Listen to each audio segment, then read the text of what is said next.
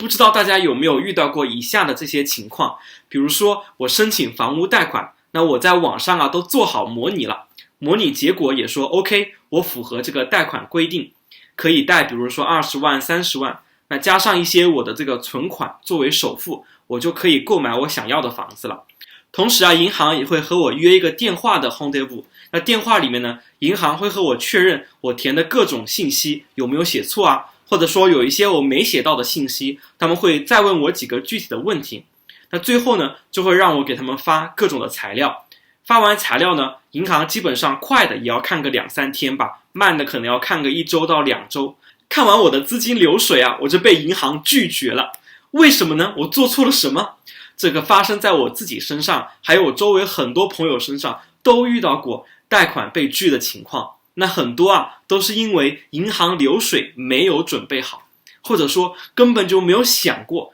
原来银行流水会是个问题。不就是给他们3个月的银行流水，这个是很容易的就直接去网上下载一下3个月的流水给他们发过去就可以了。这个资金流水上面呢就显示了我的工资，因为之前都是网上写的或者是电话和他们说的嘛，有了这个流水呢也是一个证明。同时银行流水呢也显示我的储蓄，那说明我的银行储蓄也准备好了，随时准备着可以买房了。同时这些数字呢和之前我和他们说的都一致，没有任何的问题，也没有骗他们。那银行看过了这些数字，为什么还要拒绝我呢？我就想不通Hello， 大家好，我是巴黎地保，巴黎地区18线网红，分享法国买房理财经验。还没有订阅的订阅一下我，并给我的视频点个赞吧。那我今天呢就和大家分享一下准备资金流水的3个非常重要的要点，如果你没有做好的话，很有可能就被银行拒绝贷款第一个要点就是流水不要太少。我还记得我当时买房的时候，因为工作的原因就经常去海外出差，导致呢我在巴黎的时间就很少。平时在巴黎也就叫个什么中餐外卖或者是中国超市的外送这些都是微信的花费，外加还有我公司也发一些饭票什么的，所以我基本日常的生活就没有什么花销是从我这个银行卡里刷走的，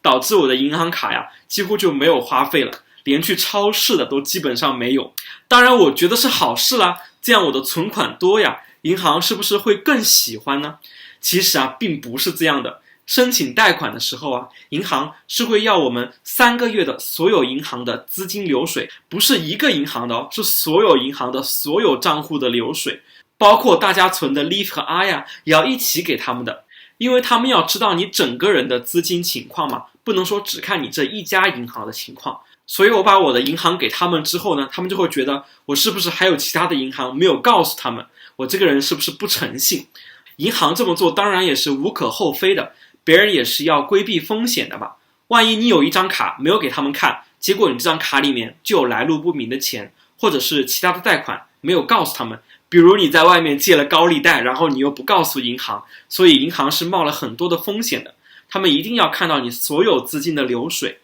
虽然我自己的初衷是好的啦，就是希望多存点钱买房少花点钱，但是花太少了，因为一个正常的人是不可能没有超市没有餐馆的。所以我的经验的第一点就是不能1分钱都不花，不然银行真的会认为你在其他地方有账户，然后你还不跟他们说。所以在你买房前的3个月，偶尔要去超市刷刷卡，要去餐馆刷刷卡，这样呢银行才不会怀疑你。资金流水的第2个要点就是进来的资金不要太杂乱。这个怎么说呢？你正常的工资或者说你企业的收益，这个当然是越多越好了，再杂也不要紧，因为这都是你正常报税的钱，之前呢你也已经和这个银行对过了，你已经告诉他们你每个月的收入是多少了。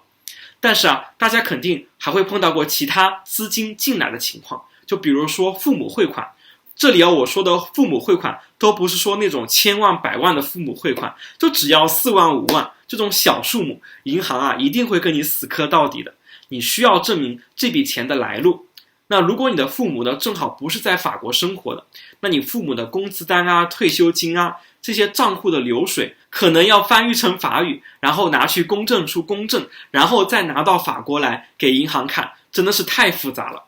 而且如果是父母赠与的，很有可能是需要赶快去报税的，不然银行是不会放行的。那我会单独讲一期视频和大家分享一下父母汇款是如何处理的，因为那个内容比较多。除了父母汇款呢，也有可能是你朋友给你的汇款，比如你借朋友的钱，或者是你原来就借钱过给朋友，然后现在呢朋友还你钱的。如果数目稍大一些，或者是经常性的汇款，每个月给你几百欧这种的，这些银行很有可能会一一问你。尤其不要是那种每个月都有一个人给你汇款，或者是每个月都有几个人给你私下汇款的，真的太奇怪了。而且很可能这些你都没有报过税的，或者说之前也没有跟银行说这些是收入的。当然如果这些是非法的收入当然是不行了，但是很有可能大部分情况都是一些合法合理的。如果大家有这种情况的，那就要好好的准备好你的这个材料了。比如如果是借钱的，那就准备好一些借钱的合同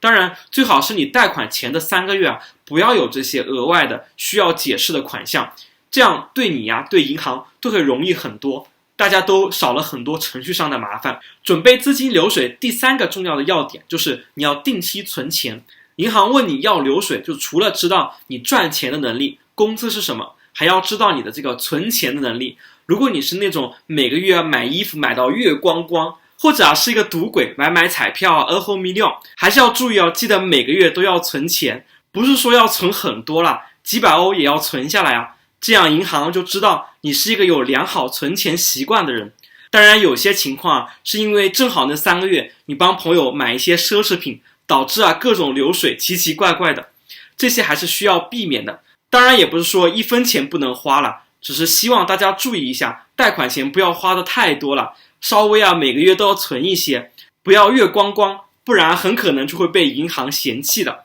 今天呢就和大家分享了一下准备资金流水3个非常重要的点，希望大家呢在买房前的3个月一定要做好准备。如果觉得我这些视频对大家有帮助的话，给我点个赞这样的话会有更多的人知道这个视频，同时呢也会给我做视频更大的动力。我们下期视频再见，拜拜。